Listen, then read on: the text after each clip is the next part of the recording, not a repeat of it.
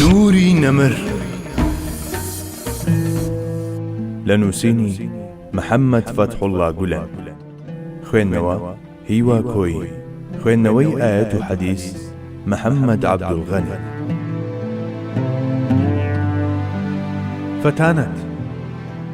فەتانەت تێپەڕاندنی عەقڵە بە عەقڵ. پێشتریش عەرزم کردبوون کە دەکرێت ناوی مەنتیقی پێغەمبەرانەشی لێ بنێین، هەروەک چۆن ئەم مەنتیقە ناوی ئەو جۆرە تێڕوانینەیە کە تیایدا ڕۆح و دڵ و هەست و لایەنە ناسکەکانی مرۆڤ کە بە لەتائیف ناسراون گشت پێکەوە کارا دەبن و تێگرا بە ئاراستەی ئەو بابەتەی تاوتوێ دەکرێت دەخرێتە گەڕ. فەتانەت هەرگیز کایەیەکی وشک و ڕقی فەلسەفی نییە، هەر بۆیە لکاندنی ئیسلام بەوەها عەقڵ و مەنتیقێکەوە و بانگەشەکردنی ئەوەی کە ئیسلام دینێکی عەقڵانیە یان ئیسلام دینێکی مانتیقیە، نەک هەر لە بێ ئاگاییەوە بەرامبەر بە ئیسلام سەرچاوەی گرتووە، بەڵکو زیاد لە بێ ئاگایی بە هەنگاوی یەکەم دادەنرێت بەرەو شێواندنێکی گەورە. نەخێر، ئیسلام نەدینی عەقڵە و نەدینی مانتیق، بەڵکو ڕاستە و ڕاست دینی وەحیە. دەژێک نەهاتنەوەی کە ئیسلامیەکان لەگەڵ عەقڵ و مەنتیقدا لە ڕوویەکەوە دەگەڕێتەوە بۆ ئەوەی کە ئەم پەیامە لە عیلمی موحیتی خوای گەورە هاتووە و سەرجەم بابەتەکانی بە دەواازەی تەزدیقی عەقڵدا تێپەڕ دەکات. لە ڕوێکی تریشەوە دەگەڕێتەوە بۆ دەورەدان و شمولیەتی مەنتیقی پێغەمبەر کە بە جۆرێکی وا ڕاوەی کردووە کە هاوشانی ئاسمانی بوونی پەیامەکەی بێت، واتە شتێکی تر نییە جگە لە ئیلهامی پێغەمبەرانە و مەنتیقی پێغەمبەرانە. ئەو مەنتیقەی کە لە ئاستێکی وادا بەدی هێنداوە توانای وەرگرتنی وەحی هەبێت، هەروەها ئەو مەنتیقەی کە کراوەیە بەڕووی هەست و دادوەری عەقڵانی و دڵ و لایەنە ناسکەکان و ئەو فەلسەفەیەدا کە بەواتای دانایی دێت. ئەو مەنتیقێکی سەر و مەنتیقە یان بە تەنها دەستەواژەیەک فەتانەتی عەظەمە، گوزەرکردنی هەر وەحیەک کە لەلایەن خوای گەورە دێ بەم مەنتیقە و ڕەنگدانەوەی تیایدا پێویستی و ئاتاجیەکە، بەڵام ئەم ئاتاجیەکە ڕووی لە مرۆڤەکانە. تێگەیشتنی مرۆڤەکان داخوازی وەها پرۆسەیەکە، چونکە ئەگەر لە پێشدا وەحی بە مەنتیقێکی وەهادا تێنەپەڕیایە و لەوێدا ڕێخستنی بۆ نەکرایە، یاخود گۆڕانکاریەکی چەشنی گۆڕینی تەزووی گۆڕا و AC بۆ تەزووی نەگۆڕ DC بەسەردا نەهاتایە و هەر ڕاستەوخۆ بگەیشتایە بە مرۆڤەکان، ئەوە ئەو کات مرۆڤایەتی لە بەردەم ئەو وەحی و ئیلهامانەدا کە لە فەیزی ئەقدەس و مقەدەسەوە بە مەشیەتی عەمامەوە دەهاتن دەسوتا و دەبووە ڕەژوو و خۆڵەمێش، وەک چۆن ئەگەر خوای باڵادەست پەردە لەسەر سوباحەتی وەجهی خۆی لا بدات تەواوی بوونەوەران دەبنە سووت و هەمان شتیش لە بابەتی ناردنی وەحیدا ڕاستە. بەڵێ، ئەوە فەتانەتی پێغەمبەرانە عەلەیهی سەلام کە ئەرچی بەرگە هەوا دەبینێت لە بەرامبەر نەیزەکە سوتێنەرەکانی وەحیدا. جاخۆدینی شەر ئەمەیە، واتە دابەزاندنە ئیلاهیەکان بۆ ئاستی ئیدراکی مرۆڤ. ئەوەشی بەم کارە هەڵدەستێت مەنتیقی تایبەت بە پێغەمبەرانە، واتە فەتانەتە. هەر بۆیە فەتانەت تایبەتمەندیەکە کە پێویستە لە هەموو پێغەمبەرێکدا هەبێت و مەنتیقێکیشە تەنها لای پێغەمبەران هەیە. لەبەر ئەوە ئاماژەکردن بۆ ئەم مەنتیقە بە وشەی بلیمەتی ڕاست دەرناچێت، واتە مەنتیقی پێغەمبەران لە سەروی هەموو مەنتیقێکەوەیە، بەمەش دەوترێت فەتانەت.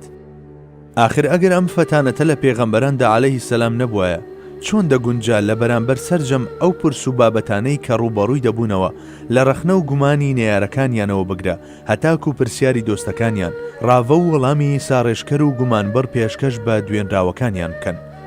بێگومان وەها ئەگەرێکیش ناڕوونی و ئاڵۆزی تێگەیشتنی ئاینی لێ دەکەوتەوە. لەوەها بارێکیشدا واتایەک بۆ داواکاریەکانی ئاین نەدەمایەوە، وەختێکیش داواکاریەکانی ئاین خاڵی دەبوون لە واتا و ناوەڕۆک، بەدیهێنانی مرۆڤی ژواتایەکی بۆ نەدەمایەوە و سەری لە بێهودەییەوە دەردەچوو.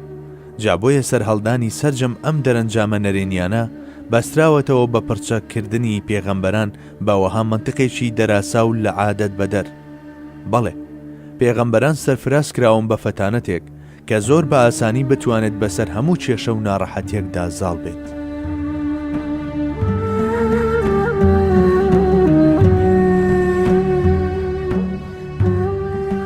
فەتانەتی پێغەمبەرمان صلی الله علیه وسلم. با ئەو سەردەمە بێنینە پێشچاومان کە پێغەمبەری خوا صلی الله علیه وسلم تیایدا ژیاوە، لە کاتێکدا کە هاوڵان ئەو بابەتە شەرعیانەی کە بۆیان شیکار نەدەکرا دەیانهێنا بۆ لای پێغەمبەر درودی خوای لێ بێت و داوای ڕێگەچارەیان دەکرد. لە هەمان کاتیشدا گومان و دوودڵیەکانی ئەو کەسانەی تازەچی دەیانویست بێنە ناو ئیسلامەوە چاوەڕوانی وەڵامیان لە پێغەمبەری خوا عەلەیهی سەڵاتی وەسسەلام دەکرد. اینجا با ئەو گومان و دڵڕاوچیانەش لەولاوە بوەستن کە پەیڕەوانی ئەهلی کیتاب لە ئەنجامی حەسوودیانەوە بە پێغەمبەری خوا عەلەیهی سەڵاتی وەسەلام دەستیان دابوویە و بانگەشەیان بۆ دەکرد. جاوەستانەوە لە ڕووی هەموو ئەمانەدا و وەڵامدانەوەی دروست و گومانبەر بۆ ئەو هەموو پرسیار و گومانانە تەنها و تەنها لە ڕێگەی مەنتەقی پێغەمبەرانەوە واتە لە ڕێی فەتانەتەوە دەکرا بەدی بێ لەمەش ئەو کەسانەی کە پێغەمبەری خوا عەلەیهی سەڵاتی وەسەلام فەرمان و ئامۆژگاریەکانی ئاراستە دەکردن وەک یەک نەبوون، بەڵکو لە ئاست و پلەی جیاوازدا بوون. تاقمێک لەمانە پیاوی ئاینین. ئەم کەسانە بە قوڵاییەکانی ڕۆحدا ڕۆچون و لە کڵێسە و خەڵوەتگاکاندا هەر هیچ نەبێت لە چەند مەیدانێکی دیاریکراودا ئەزمونیان پەیدا کردووە و قوڵ بوونەتەوە. تاقمێکی تری دوێنراوەکانی کەسانێکن لە کایە فەلسەفیەکاندا بە تەواوی ڕۆچون و وەک بڵێ سەر تاپا کەسانێکی مانتەقی و عەقلانین. هەروەها لە نێویاندا بازرگان و ئابووریناسی گەورە و سەرکردەی سەربازی بەتوانا و سیاسەتمەداری بلیمەتیش هەبوون. ئیتر هەروە بڕوات تا دەگاتە ئەو دەشتەچیەی کە ئاستی فەرهەنگی نزیک لە هیچە. هەر یەک لەمانەش بە گوێرەی خۆی پرسیارانێکی هەیە کە چاوەڕی وەڵامیان بۆ دەکات. لەوەها بارێکدا دەبوو پێغەمبەری خوا صلی الله علیه وسلم قسەکانی بە جۆرێک بکات و ڕوونکردنەوەکانی بە تەرزێک بخاتە ڕوو کە هەر لە دەشتەچی ترین کەسەوە تا ئەوەیان کەوا لە لووتکەدایە بتوانن بەشی خۆیان لە قسەکانی هەڵبگۆزن. هەروەها پێویست بوو ئەم کارە وەک یەکێک لە تایبەتمەندیەکانی ئاینێکی گشتگیری جیهانی هەتا ڕۆژی قیامەت هەروە بەردەوام بووایە. مرۆڤ بوونەوەرێکی گۆیایە و توانای بیرکردنەوەی خەڵات کراوە. لەم ڕۆژەوە بۆتە ئاوێنەی درەوشانەوەی یەکێک لە سیفاتەکانی کردگاری مەزن. گەر بیرکردنەوەکان بسپێردرێن بە گوفتارەکان و گوفتارەکانیش ڕادستی نووسراوەکان بکرێن، ئەوە ئەو کات بەردەوامی و مانەوە بەدەست دێنن. هەر بۆیە ئەو هزر و بیرانەی کە خۆیان لە چوارچەوەی گوفتار و نووسیندا نابیننەوە ناتوانن لە ژیاندا جێی خۆیان بکەنەوە و لەگەڵ خاوەنەکانیاندا دەنێژرێنە نێو خاچی نەمان و فەوتان. هەروەک چۆن توانست و بەهرەی بیرکردنەوە لوتفێکی گەورەی خواییە، بە هەمان شێوەش قسەکردن و توانای دەربڕینی ئەو شتەی بیری لێدەکەینەوە بەخششێکی مەزنی پەروەردگارە. ئایا لەبەر ئەمەیە کە قورئانی پیرۆز لە گۆشەنیگای باسکردنی ڕەحمانێتی خوای گەورەوە پاش باسکردنی خەڵقی ئادەمیزاد ڕاستەوخۆ سەرنجەکان ڕادەچێشێت بۆ لای ئەو ڕاستیەی کە خوای گەورە دەربڕینی فێری ئادەمیزاد کردووە؟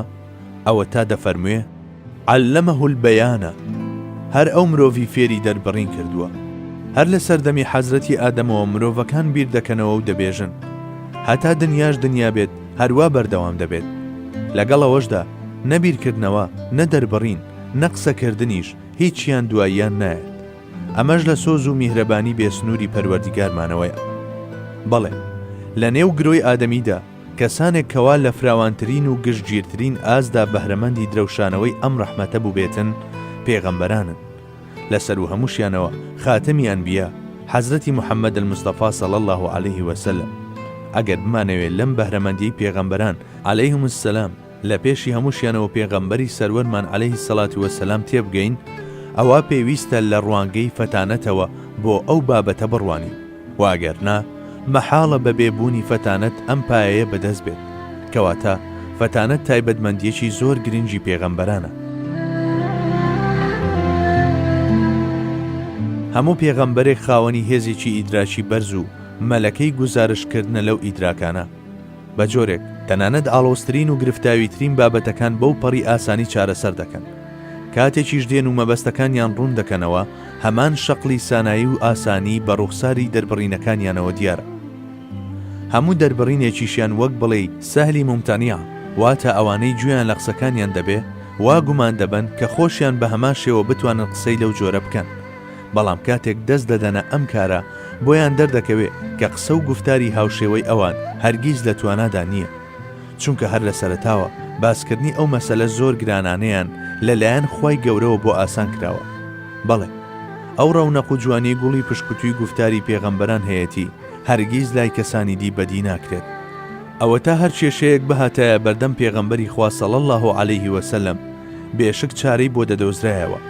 جا کێشەکە هەر چەندێکیش سەخت و گیر خواردوو بووایە، پێغەمبەری خوا صلی الله عليه وسلم وەک یەکێک کە تەمەنێک شارەزایی لەو بوارەدا هەبێت قسەی دەکرد و کێشەکەی چارەسەر دەکرد.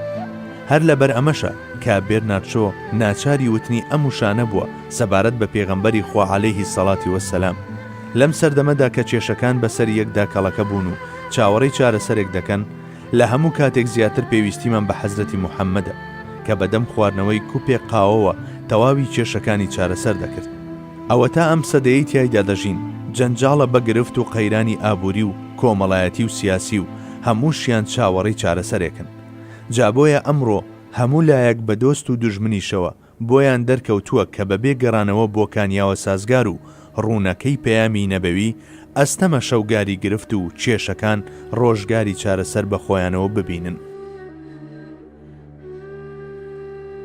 قسەگەلی زۆر هەن سەبارەت بە فەتانەتی ئەو سەروەرە گەر هەموو ئەو قسە وتانە بدەینە دەمیەک کتێبێکی قەبارە گەورەی لێ دەردەچێت بۆیە بە ئاماژەدان بە یەکدوانێکیان هەوڵ دەدەین خاڵی کۆتایی ئەم باسەدا بنین حەزرەتی عەبدوڵڵای کوڕی عەباس ڕەزای خوای لێبێ کە بە زاناترینی ئوممەت و فەقهی ئوممەت ناسراوە دەفەرمێت فەزیلەتدارترین و ژیرترین کەس لە نێو مرۆڤەکاندا پێغەمبەرەکەتان حەزرەتی موحەممەدە صەڵی الله عەلەیه وسەلەم وەهبی کوڕی مونەیبیهیش کە لە تابعینە و دێر بە دێر شارەزای تەورات و ئینجیل بووە سەبارەت بە فەتانەتی پێغەمبەری خوا ئەم چەند دێرە دەفەرمێت ئیدراک و فامی تەواوی مرۆڤەکان لە چاو ئیدراک و فەتانەتی پێغەمبەری خوادا هەروەک دەنکە لمێکە لە چاو تەواوی لمی دنیادا نوری نەمر